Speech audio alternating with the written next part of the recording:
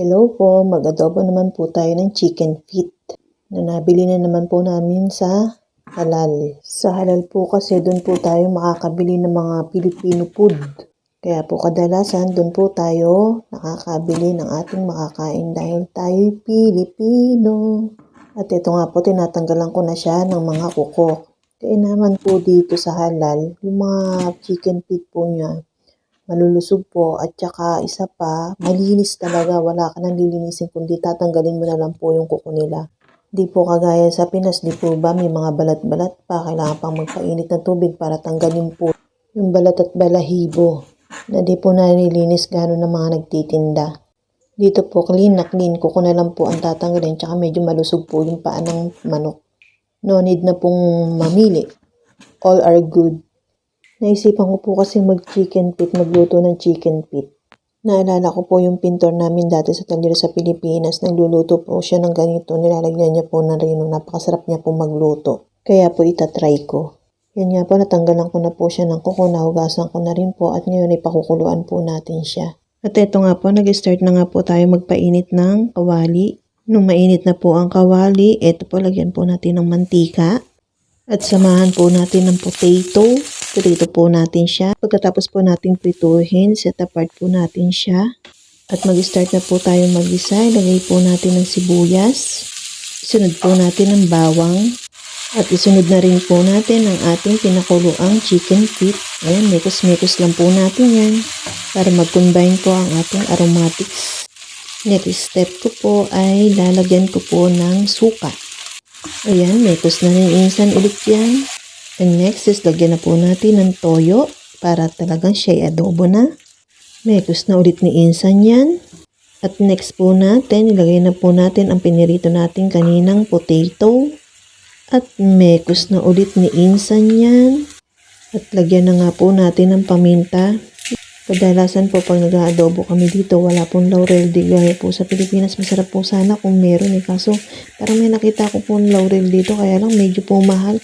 Kaya di na po natin binibili. Ayan, minekos lang po namin ulit ni insan. At ito nga po, may kinuha ako sa rep ng isang siling pula. Ayan, para may konting sipa po ang ating niluluto. Ginayat ko na po siya para bago po maluto ang ating nilulutong chicken feet ay mailahok mamaya.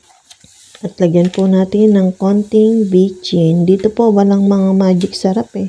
Yun po sana'y masarap sa mga ginigisa, inaadobo, kaso wala po, bitchin lang.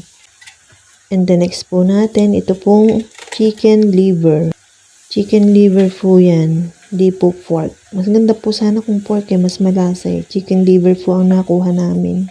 Mas masarap po sana yung rino ng Pilipinas eh, yan po. Mas malasa po kasi yun kaysa dito sa nilalagay ko na to. Inuulam nga din po ng asawa ko yun eh. Eh ako ayoko. Basta po ang rino, nilalagay ko lang po sa mga ulam-ulam yan. At saka mas masarap po pag nilalagay at pinapalaman sa tinapay. Ito po mas matabang po yung lasa ng dito, ng liver dito, mga chicken liver, pork liver.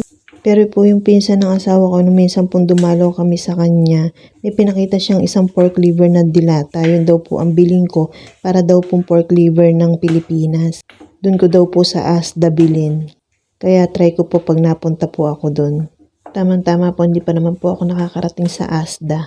Kaganda po ng apron ko, black bag, garbage bag. Yoko po kasi nalalagyan ng amoy po yung damit ko ng mga niluluto kong ulam.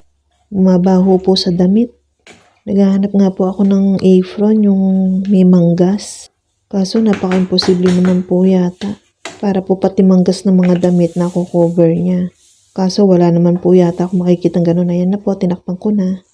At nung binuksan ko na nga po, ayan maluluto na. Medyo lumalapot na po siya. Dahil nga po sa chicken liver, talagang medyo inubos-ubos ko po siya. Nagtira lang po ako ng konti.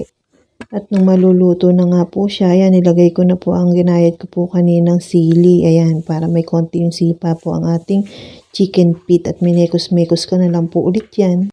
And then next step, taste it to believe it kung masarap. Para kung may kulang pa sa ating panlasa, ay madagdagan po natin. So, okay naman na po ang naging luto ko dyan. Hindi ko na po dinagdagan ng kahit ano. Ayan na po. Nilagyan ko po talaga ng konting sabaw para may sabaw po akong mailalagay sa ating kanin. Yan po, Ready to serve na po ba?